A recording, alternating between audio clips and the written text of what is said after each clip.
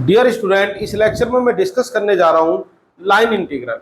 और line integral एक बहुत ही इंपॉर्टेंट टॉपिक है जिसका यूज कोशी थ्योरम में हम जमकर करेंगे। क्लियर है? कोशी थ्योरम एक इंपॉर्टेंट थ्योरम है जो मैं नेक्स्ट लेक्चर में डिस्कस करने वाला हूँ। तो पहले इसके बारे में कुछ एलिमेंट्री चीजें सीख लेते हैं। मान लीजिए एक मेरे पास फंक्शन है, let F Z be a function of complex variable. हालांकि आपने वेक्टर कैलकुलस में भी पढ़ा है last year. Let F Z be a function of, last semester में sorry, function of complex variable z। तो एक कॉम्प्लेक्स वेरिएबल है मेरे पास z जिसका एक फंक्शन है, नाम मैंने लिखा उसका F Z. Then the integral, एक इंटीग्रल में लिखने जा रहा हूं, then the integral along the curve c। अब देखिए मैं ये नहीं कह रहा कि क्लोज कर्व, कैसी भी कर्व हो सकती है। Along the curve c is called, कोई भी इंटीग्रल जो किसी कर्व के अलोंग आप करते हैं उसको हम क्या बोलते हैं? Then the integral along the curve c is called line integral. क्या बोलते हैं उसको? Line integral. It is denoted by, किस तरह डिनोट करेंगे?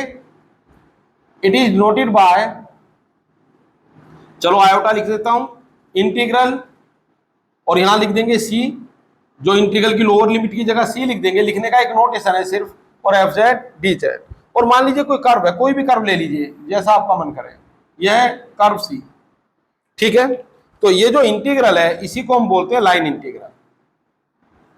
अब इसी में अगर मान लीजिए कर्व क्लोज्ड है तो उसको भी लिखने का एक दूसरा तरीका है। इफ कर्व, अगर ये जो कर्व थी आपकी, कर्व सी इज क्लोज्ड, किस तरह की क्लोज कर्व? मान लीजिए कोई क्लोज कर्व है और इस पर आप इंटीग्रल करना चाहते हैं, then line integral is written as, तो इसको लिखने का एक तरीका है, बल्कि यही है जो मैंने लिखा है, बस थोड़ा सा चेंज करूंगा। Then the integral is written as, किस तरह लिख देते हैं हम इसको? हम लिखते हैं इसको I is integral along the curve C F Z D Z. बस हम क्या करते हैं कि यहां पर एक सर्किल बना देते हैं। क्या बना देते हैं? एक सर्किल। अब सर्किल ये ऑप्शनल है, अगर आप लिख देंगे कि कर्व हमारी क्लोज्ड है, आप इसको बनाएं या ना बनाएं, कुछ राइटर बनाते हैं कुछ नहीं बनाते, लेकिन अगर आप यहाँ पर सर्किल बना देंगे तो सब लोग समझ जाएंगे कि कर्व आपकी क्लोज्ड है। क्लियर है? तो अगर मान लीजिए सिंपल कर्व है तो इस तरह लिखते हैं, और क्लोज कर्व है तो इस तरह लिखते हैं। एक रिमार्क में लिखने जा रहा हूं, ये जो हमारा फंक्शन है एफ जेड का, इस लाइन इंटीग्रल को अगर हम चाहें तो इसके रियल और इमेजिनरी पार्ट भी इक्वेट कर सकते हैं। जैसे ये था एफ जेड डी जेड, कोई भी कर्व रही होगी, इससे कोई ज्यादा फर्क नहीं पड़ेगा। तो एफ जेड का मतलब जो यहाँ पर होगा वो क्या होगा? एफ जेड का मतलब होगा u प्लस आयोटा v। इसके बाद एक न्यूमेरिकल प्रॉब्लम सोल्व करने वाला हूं मैं, और ये आ जाएगा मेरे पास dx प्लस आयोटा dy। इनका मल्टीप्लाई कर लो आपस में, तो ये बनेगा u dx, और ये आ गया आयोटा u dy प्लस आई v dx, और ये बना आई स्क्वायर यानी माइनस v dy। थोड़ा सा और सोल्व करें तो क्या रिजल्ट बनेगा? ये बनेगा मेरे पास u dx minus v dy, और प्लस आयोटा, क्या बन जाएगा ये? भाई इन दोनों को एक साथ कंबाइन कर लेता हूं तो क्या बनेगा? ये बनेगा u dy और प्लस v dx। तो इस इंटीग्रल के भी आप रियल और इमेजिनरी पार्ट कर सकते हैं। ठीक है, तो ऐसे ही मैंने बता दिया, कहीं आपको नीट लगती है ऐसा तो कर सकते हैं, कोई प्रॉब्लम इसमें नहीं है। ठीक है, तो ये लाइन इंटीग्रल की डेफिनेशन है जो भी आपको बताया गया। अब मैं इसका एक क्वेश्चन सोल्व करने जा रहा हूं। ठीक है, तो प्रॉब्लम से आपको समझ आ जाएगा कि लाइन इंटीग्रल को किस तरह सोल्व करते हैं। एक ही प्रॉब्लम सोल्व करूंगा क्योंकि मुझे इसकी नीड पड़ेगी कोशी थ्योरम में, तो कोशी थ्योरम ज्यादा इंपॉर्टेंट है। लाइन इंटीग्रल का कॉन्सेप्ट समझ लीजिए सिर्फ। लाइन इंटीग्रल की सपोर्ट में एक एग्जाम्पल मैंने लिखा हुआ है जिसको मैं सोल्व करने जा रहा हूं। तो क्या है ये? Evaluate the line integral 0 to 3 plus iota. Clear है? डी जेड, ये फंक्शन दिया गया जेड बार का square, along the real axis, ये कर्व के बारे में बताया गया है, along the real axis from z equal to 0 to infinite, sorry from z equal to 0 to z equal to 3, and then along a line parallel to imaginary axis from z equal to 3 to z equal to 3 plus iota. चलिए इस curve के बारे में अभी जानेंगे, पहले integral के बारे में लिखते हैं कि इंटीग्रल है क्या। तो इसका अगर मैं सॉल्यूशन लिखूं तो गिवन इंटीग्रल है आपको, चलिए मैंने इसको मान लिया i 0 to 3 प्लस आयोटा, और ये आ गया z bar square D Z. इसको कह दो 1, इसको मैंने कह दिया 1। क्लियर है? तो यहां पर जो मेरे पास ये कर्व के बारे में बताया गया, ये 0 + 3i किसी कर्व के पॉइंट है, कोई कर्व रही होगी तो उसके बारे में लिख देते हैं। कर्व C इज क्या है? अ स्ट्रेट लाइन, ये एक स्ट्रेट लाइन है along the real axis, along the real axis। हालांकि एग्जाम में लैंग्वेज लिखने की जरूरत नहीं है आपको। और z = 0 to z = 3। अब ध्यान देंगे, जो भी मैंने आपको सर्किल वगैरह के बारे में बता रहा था तो मैं कुछ पॉइंट वहां बार बार लिखता था। अब ये आपकी हेल्प करेंगे इन पॉइंट को ट्रेस करने में। तो यानी जो भी आपकी कर्व है वो रियल एक्सिस है। क्या है? पहले रियल एक्सिस। रियल एक्सिस का मतलब एक्स एक्सिस। और कहां से कहां तक चलेंगे? इस रियल एक्सिस पर आप चलेंगे z = 0 से लेकर कहां तक? z = 3 तक। चलिए पहुंच गए। अच्छा, z = 3 यहां पर क्यों लिखा है? क्योंकि देखो 3 का मतलब है 3,0। यहां पर जो नंबर है कॉम्प्लेक्स नंबर है। क्या है? Complex number. तो इस 0 का मतलब इसको O लिख देता हूं और इस पॉइंट का नाम रख देता हूं मैं A। तो इसके कोऑर्डिनेट तो हो गए 3,0 और इसके कोऑर्डिनेट हो गए बच्चों 0,0। लेफ्ट में लिख देता हूं, कोई प्रॉब्लम नहीं है। ठीक है, या चलो ये ओरिजिन आपने कहा है तो यहीं को लिख देता हूं 0,0। अब इसके बाद ये आपकी है स्ट्रेट लाइन, लेकिन कर्व आपकी खत्म नहीं हुई। यहां पर आपने कहा कि कर्व जो जिस पर आपको मूव करना है वो रियल एक्सिस है। और कहां से कहां तक मूव करना है? z = 0 से लेके 3 तक। इसके बाद आप रुके नहीं। एंड देन यानी after that along a line parallel to imaginary axis. तो ये लाइन इमेजिनरी एक्सिस के अलोंग है। क्लियर है? इसको थोड़ा सा और इधर शिफ्ट कर देता हूं। और ये कहां से कहां तक मूव करना है? z = 3 से लेकर, तो z = 3 तो यही पॉइंट है। और कहां तक मूव करना है? z = 3 से लेकर आपको मूव करना 3 + आयोटा तक। 3 + आयोटा का मतलब है 3,1। क्या है? आयोटा का कोफिशिएंट यहां पर 1 है। इसका मतलब आपकी जो कर्व है वो कौन सी कर्व है? आपकी कर्व यहां पर रही, इसको थोड़ा हाईलाइट कर देता हूं। आपकी कर्व यहां पर रही, 0 से आपने स्टार्ट किया, ए तक पहुंच गए। और ए के बाद आप कहां तक पहुंच गए? मान लीजिए इस पॉइंट का नाम है बी। आप पहुंच गए पॉइंट बी पर। तो आपको जो मूव करना है वो ओरिजिन से मूव करना है और अपनी मर्जी से नहीं चलना है। पॉइंट बी पर जाना है आपको, पहले ओ से पॉइंट ए पर जाना है। तो z = 0 से z = 3 कवर हो जाएगा। इसके बाद ए से चलेंगे बी तक, तो z = 3 से z = 3 + आयोटा ये कवर हो जाएगा। अब वापस आते हैं हम इक्वेशन नंबर 1 पर, इसी को सोल्व करना है। तो क्या बनी है इक्वेशन नंबर 1? इक्वेशन 1 इंप्लाइज, इसको ध्यान से देखेंगे जरा इक्वेशन नंबर 1 को। Iota is 0 to 3 + iota. Now the curve C is combination of 2 straight line. तो क्या बनेगा ये? z बार का स्क्वायर dz। तो ये पहले मैं इसको x और y में ब्रेक कर लेता हूं, जैसे मैंने आपको लिखकर भी दिखाया था u + आयोटा v की फॉर्म में नोट करके जो लिख के दिखाया था। तो ये आ गया मेरे पास x - आयोटा y का होल स्क्वायर और ये आ गया dx + आयोटा dy। ठीक है, चलो इसको और फर्दर सोल्व करता हूं। तो ये बना मेरे पास 0 to 3 + आयोटा, ये आ गया x² प्लस i² यानी -y² i² इज -1। और ये आ गया मेरे पास -2 आयोटा x × y और ये बना dx + आयोटा dy। अब देखिए मैं 0 से 3 + आयोटा पर डायरेक्ट नहीं जा सकता। मुझे यहां से यहां तक पहुंचने के लिए 2 रास्ते चुनने पड़ेंगे। पहले along the real axis and then parallel to imaginary axis. तो पहले मैं इस रास्ते को इसी तरह ब्रेक कर देता हूं। तो क्या बना ये मेरे पास? I इज, अगर ये मुझे ना बताता, सिर्फ ये कहता कि यहां से यहां तक पहुंच जाइए, तो मैं डायरेक्ट एक स्ट्रेट लाइन बनाकर भी पहुंच सकता था, यानी O से डायरेक्ट B पर। लेकिन वो कहानी है ही नहीं, जैसा कहा गया वही मुझे करना है। तो क्या लिखेंगे यहां पर? पहले आप पहुंच जाइए O से A पर। तो इसको इस तरह भी लिख देते हैं हम, OA। 2 अलग अलग इंटीग्रल बनेंगे, दोनों को अलग अलग मैं सोल्व कर दूंगा। -2 आयोटा xy और ये आ गया बच्चों मेरे पास dx + आयोटा, क्या बन जाएगा ये? Iota dy। बात क्लियर है? तो ये मेरे पास पहला रिजल्ट रहा। इसके बाद नेक्स्ट प्लस दूसरा रिजल्ट क्या बना मेरे पास? A to B, यानी ए बी लिख दीजिए। और रिजल्ट तो यही है, x² - y² और ये आ गया -2 आयोटा एक्स वाई और d x plus iota d y. और बच्चों इस इक्वेशन को नाम दे दीजिए आप इक्वेशन नंबर 2। अब मैं इसके दो अलग अलग पार्ट सोल्व करने जा रहा हूं। पहले मैं ओ से ए वाला पार्ट सोल्व करूंगा, फिर ए से बी वाला पार्ट सोल्व करूंगा। तो हेडिंग डाल दीजिए determination of a b, determination of a b. इस डायग्राम को बना रहने दीजिए, इसकी मुझे जरूरत पड़ती रहेगी। डिटर्मिनेशन ऑफ ए बी किस तरह लिखेंगे इसको? डिटर्मिनेशन ऑफ ए बी नहीं, पहले integral along the straight line O A, इसको सोल्व करते हैं। तो ध्यान देंगे जैसे ही आप ओ ए की बात करेंगे तो आप इसकी बात कर रहे हैं, तो तुरंत इसके बारे में लिख दीजिए।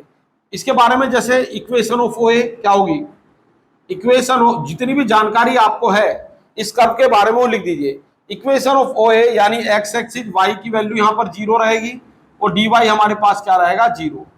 इसका मतलब ये हुआ ये जो इंटीग्रल है, integral along the straight line O a x square minus y square -2 iota x y d x iota d y, ये सब कुछ मैं अगर इसमें इंप्लीमेंट कर दूं, इंप्लीमेंट करने का मतलब y को 0 रख दूं, डी वाई को 0 रख दूं, तो ये रिजल्ट मेरे पास कुछ ये रहेगा एक्स स्क्वायर, भाई ये भी 0 और ये भी 0 और इधर क्या रहेगा डी एक्स प्लस 0, यानी कुल मिलाकर ये रहा मेरे पास एक्स स्क्वायर डी एक्स। अब जब एक्स स्क्वायर ही रह गया, y की कहानी खत्म हो गई, तो from o to a x move from 0 to 3। तो x कहां से कहां तक मूव करता है, y तो 0 से 0 ही रह गया, तो x मूव फ्रॉम 0 to 3। तो यहां पर बच्चों लिमिट आप सिर्फ x की रखेंगे और यह आ जाएगा x³ 3। अगर मैं इसको फर्दर सोल्व करूं, सॉरी लिमिट रखने के बाद x³ 3 और लिमिट आ गई मेरे पास 0 to 3, यानी ये आ गया मेरे पास 27/3, यानी ये जो इंटीग्रल है मेरे पास ये आ गया 9। और इसको ये इसकी वैल्यू है इंटीग्रल की, इसको नाम दे दो इक्वेशन को आप 3। क्या नाम दे देंगे इस इक्वेशन को 3। तो ये एक इंपॉर्टेंट रिजल्ट मेरे पास आया 9। ठीक है, चलिए अब मैं आता हूं इसके बी पार्ट पर। तो बी पार्ट में क्या करना है आपको, बी पार्ट में चलो इसको ऊपर लिख देता हूं मैं। बी पार्ट का मतलब integral along the straight line a b, इसकी बात करूंगा मैं। तो यहां पर हेडिंग लिख दीजिए आप determination of integral along a b, short में लिख दीजिए, ऐसी फंक्शन वगैरह में नहीं लिख रहा हूं। तो कितना हो जाएगा ये, अब जैसे ही आप इस इंटीग्रल की बात करेंगे तो आपको इस इक्वेशन के बारे में लिखना होगा। सबसे पहले लिख दीजिए इक्वेशन ऑफ ए बी, क्या हो जाएगी equation of a b, equation of a b हो जाएगा मेरे पास, यानी ये क्या है इसकी इक्वेशन, इस लाइन की इक्वेशन है बच्चों x = 3। भाई ये एक स्ट्रेट लाइन है parallel to y axis, imaginary axis, तो इसका मतलब x = कांस्टेंट एवरीवेयर, तो इसकी इक्वेशन हो गई x = 3। और जब x 3 है तो इसका मतलब dx कितना आ गया 0। जो कुछ भी आपने यहाँ पर ए बी के अकॉर्डिंग फाइंड किया उस सबको इंप्लीमेंट कर दूंगा मैं इस रिजल्ट में। तो क्या है ये रिजल्ट, देयरफॉर मैं इसी को लिखने जा रहा हूं। अब मैं बच्चों इसको सोल्व कर रहा हूं, थोड़ा फोकस बना के रखेंगे, क्लियर है। देयरफॉर क्या बनेगा ये, देयरफॉर ए बी, समझ पा रहे हैं बात, ये वैल्यू लिख दो x² - y² -2 iota xy, x² - y² -2 iota xy, और ये आ गया मेरे पास dx प्लस आयोटा dy। ठीक है, अब इसमें जो कुछ आपने पता किया वो इंप्लीमेंट कर दो। तो आपने पता किया कि x² तो 3 है, तो यहां पर आ गया 9। y² के बारे में कुछ पता नहीं है, तो y², और फिर आपको पता लगा कि x तो 3 है, तो कितना आ गया -x की जगह जैसे ही यहां पर 3 रखेंगे तो 2 × 3 6 हो जाएगा, -6 आयोटा y, और dx तो 0 है, तो यहां पर 0 प्लस i dy। अब ये पूरा का पूरा क्वेश्चन आपका किस में रहा, ये पूरा क्वेश्चन हमारा y में चेंज हो गया, तो इसका मतलब अब मैं लिमिट y की ही लिखूंगा।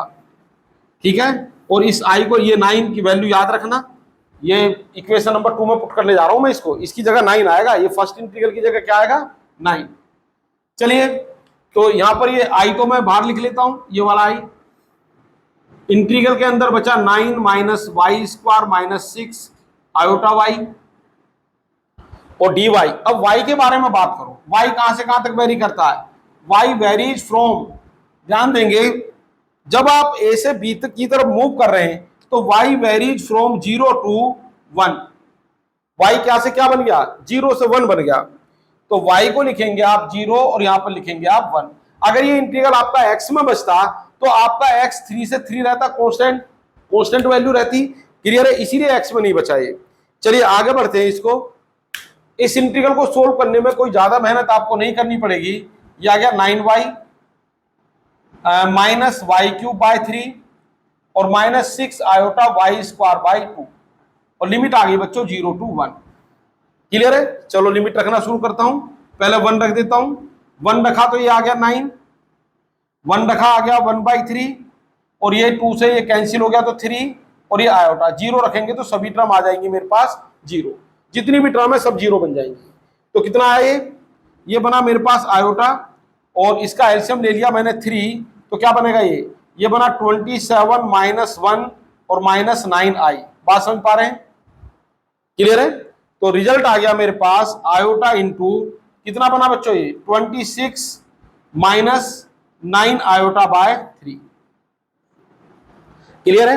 अब एक काम करता हूं, आई का मल्टीप्लाई कर देता हूं तो ये बना 26 आयोटा। अब ये आ गया आई स्क्वायर यानी प्लस 9, आई स्क्वायर का मतलब -1 और अपॉन में आ गया 3, यानी ये आ गया 3 प्लस कितना बना ये 3 प्लस 26/3 आयोटा। और ये एक और इंपॉर्टेंट रिजल्ट आ गया और इसको नाम दे दीजिए आप इक्वेशन को 4, इसको अलग कर दीजिए। ये इक्वेशन नंबर 3 का अलग पार्ट था, तो ये इक्वेशन आ गई बच्चों मेरे पास 4 और ये आ गया एक इंपॉर्टेंट रिजल्ट ये वाला। ये सेकंड वाले इंटीग्रल की वैल्यू है। अब आप क्या करेंगे? यूजिंग, यहीं पर आ जाता हूं वापस, लास्ट पार्ट चल रहा है इसका क्वेश्चन का। यूजिंग इक्वेशंस 3 एंड 4, ये वाली, ये इसकी वैल्यू चल रही है। कहां पर पुट कर देंगे? In equation number 2। Equation number 2 में ये वैल्यू आप पुट कर दीजिए। तो जैसे आप ये वैल्यू इक्वेशन नंबर पुट करेंगे इक्वेशन नंबर 2 में, तो वी गेट क्या मिल जाएगा आपको? आई इक्वल टू, इसकी वैल्यू क्या थी 9, देख पा रहे हैं आप ये बच्चों, इसकी वैल्यू 9 है, देख लीजिए। और जो सेकंड वाला इंटीग्रल है उसकी वैल्यू क्या है? इसकी वैल्यू है +3 प्लस 26/3 आयोटा, यानी आई इज 12 प्लस 26/3 आयोटा। और hence you can say integral, क्या था वो इंटीग्रल? शायद ये था 0 टू 3 प्लस आयोटा z बार का स्क्वायर dz इज, ये आ गया 12, किसकी इक्वल आ गया बच्चों ये? दिस इज इक्वलेंट टू, ये 0 थोड़ा ऊपर लिख देता हूं, 12 प्लस 26/3 आयोटा। तो ये बच्चों इस इंटीग्रल की वैल्यू आ गई मेरे पास, ये जो इंटीग्रल था जिसको आपने सोल्व किया है। बात क्लियर है? तो ये एक क्वेश्चन मैंने किया लाइन इंटीग्रल का, जिसमें एक हमारे पास एक सिंपल कर्व है। Curve is combination of 2 straight line 0 to a and a to b। अब जरूरी नहीं है कि कर्व हमारी ओपन हो, क्लोज भी हो सकती है। कोई स्क्वायर भी हो सकता था 0 to a to b, b to c and c to o। तो इस तरह के क्वेश्चन भी हो सकते हैं। तो इनको मैं डिस्कस करूंगा, मतलब लाइन इंटीग्रल ही चलेगा हमारा, लेकिन उसमें मैं थोड़ा सा यूज करूंगा कोशी थ्योरम का। कोशी थ्योरम से कई बार अगर कर्व हमारी क्लोज्ड हो तो बड़ी आसानी से क्वेश्चन सोल्व हो जाते हैं। क्लियर है? तो नेक्स्ट लेक्चर में मिलता हूं कोशी इंटीग्रल थ्योरम के साथ। Thank you very much.